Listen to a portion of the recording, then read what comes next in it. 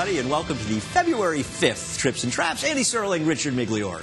Yeah, we got a couple of interesting races to look at. Horses that had some not-so-subtle trouble. Yeah, I don't think we're going to show a lot here that people probably didn't already see, but we're going to talk about a couple races, starting with one on Thursday, I believe, the 29th of January. This is the 7th race, and the horse we're going to talk about is a universal trip, and that's the 4 Blythley in those green and white blocks.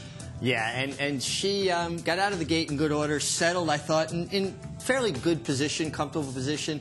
I think Jose Ortiz, who we both agree is a very talented young rider, showed his inexperience in this ride. Yeah, it's interesting because you know that the 5 and 6 are speeds going in.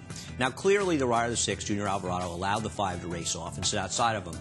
But Jose's supposed to kind of know that. Instead, he allowed himself to get in a position where Junior could race ride him legally and legitimately virtually the entire race, Richie. Well, especially when you've got that much horse, Junior Alvarado, on the eventual winner, Isabel. So he moves up inside him. He says, no, I'm not going to let you go anywhere. And now you know you're going to either have to wait, or for me, he overcommitted to a position where I just think here, you know the horse in the lead is going to go out to hurt Isabel somewhat. You see him look there.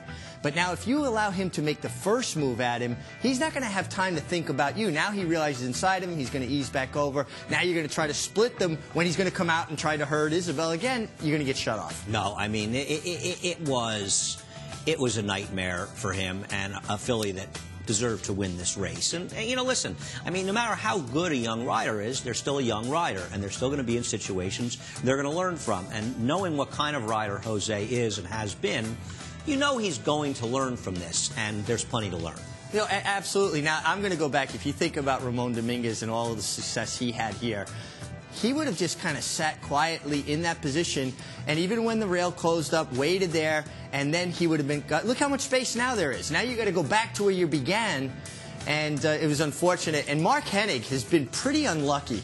I think a lot of his horses have been running well, but he's been pretty unlucky with some of his trips. Yeah, I know. He's had his share of lousy trips. We've talked about a few of them, and occasionally Mark and I will joke about them, but no joke with Blythley. Probably the best horse, and it probably won't be long for a winning, but in horse racing, you want to win when you're supposed to win, because a lot of things, unfortunately, can happen going further where it doesn't always work out as well as it should, but she is an improving filly. Well, they are. They're horses, and like strawberries, they can go bad overnight. Absolutely. We'll turn our attention now to a maiden race run on Sunday, February 1st, and this is the 6th race. And I want to talk about a horse coming off a layoff, So Let It Be So, as well as a first-time starter. Now, So Let It Be So is in those very easy-to-see orange silks, and she'll break a couple lengths slowly. The 10 horse is Dot Product. There's not a lot of trip to talk about. I thought, Richie, that this horse may have done some subtle running down the stretch for a 40-to-1 firster, but the problem with So Let It Be So was claimed out of this race by Gary Contess is she's now gotten left in both of her starts, and she's also had almost 4 months between starts. Well, and that's problematic. When it becomes habitual, it makes you start to wonder if there's something wrong physically with the horse, and especially with fillies and mares. When they break slowly, gives you the impression one day they'll just say, you know what, I'm not going to do this. And that's something that you have to look out for. Well, yeah, I just, you know, she moves up very well, as she did in her first start, and gets into contention. And one of the reasons I want to talk about this race was it was a race that was dominated by horses in front, because these 3 horses, they'll run 1, 2, 3 around the racetrack, and one of them was the favorite, but the others were 20-to-1 and almost 7-to-1. And the thing I didn't like more about So Let It Be So, the horse in orange, I didn't like how she was lugging in the stretch. To me, that almost bothered me more than getting left. She's behind right there, and here's the 10 moving up. Just keep your eye on that one. Thought that one got urging. The rider was riding, but I thought kind of ran a little bit in the stretch. Well, and usually horses like that, Andy, they get a lot out of the race because they take a lot of kickback, they learn a lot, they see a lot of different things. I agree with you with the lugging in with So Let It Be So, but I think the breaking slowly and the lugging in go hand in hand. I think it points out that maybe something physically is keeping her from doing things properly. It'll be interesting to see a couple of things. Obviously, it'll be interesting to see, and I agreed with Gary. I like this horse.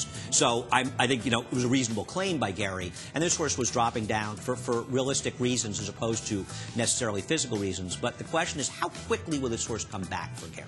I think if he can get her back relatively quickly, perhaps he'll feel some confidence that he can get her past those problems. If it takes her a while, maybe that'll help, but we'll see. I take more of a wait-and-see approach. Yeah, I think it's an interesting thing you're pointing out. Yeah, if he comes back quickly, you know, maybe he saw something that, you know, sometimes just in a different barn people overlook, or you have a horse and you're seeing the same horse all the time when someone else, like an outside set of eyes, finds something else and maybe helps her get over that breaking slowly problem. Because she clearly has some ability. She's run well in both those races. Keep your eye on Dot Pryor. I think she's going to improve. Perhaps she's one that will stretch out in her next start, given her pedigree. Wanted to talk about the Franklin Square, the 8th race we ran on February 1st. Now, the trip we'll show you on the 1 Graham Crackers, who I thought ran extremely well in here, all things considered, was one thing, Richie. It was also another case where hard to stay, not go, has real speed.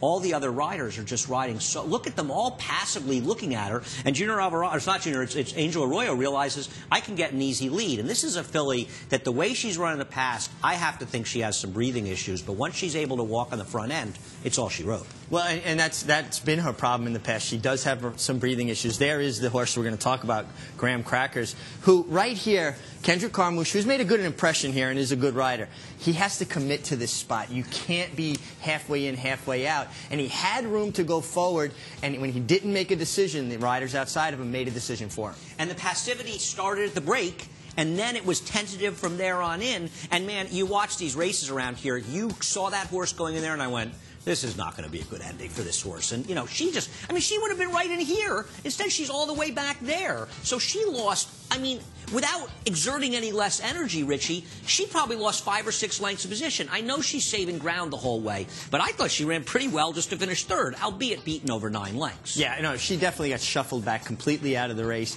And I don't think anybody was going to beat the winner, hard to stay, not go, the way the race ran. But I think certainly Graham Crackers should have been 2nd. Yeah, she should have been 2nd. I think with the problem with hard to stay, not go is you don't want to run head-to-head with her, because if you do that, you're going to finish last in the next race. Sure. But you do need to put some pressure on her early and make her run early, because if you don't put any pressure on her and she's able to dictate in a very moderate pace, you're not going to be able to beat her. How do you handle that situation as a rider, Richie? Well, especially with a filly that you know has a breathing problem. I think it's pretty much public knowledge that she does. You want to rattle her. You don't want her to get into such a nice frame where she's breathing and relaxed making the lead. You want to make her panic a little bit if you can. I guess maybe the thought process behind it was that, well, she has stopped so badly in a few of her starts. Who wants to be the guy who kind of takes it on and maybe costs themselves? The problem is you will absolutely not win if you don't do something. So you have to, listen, it's very easy to sit here, and that's why I'm asking you, and even you don't have the absolute answer either. It's an interesting conundrum for a rider. What is enough without being too much, and that's the problem you have as a rider. Well, you know, my philosophy then and now is I'd rather make an aggressive mistake than be a victim. Yeah, and I follow that too. I never whine when my guy does something. I think he was just too aggressive there. I say I'd rather have that than passivity. We certainly would also rather get your help on the shows. The email is trips and traps@NYRANK.com.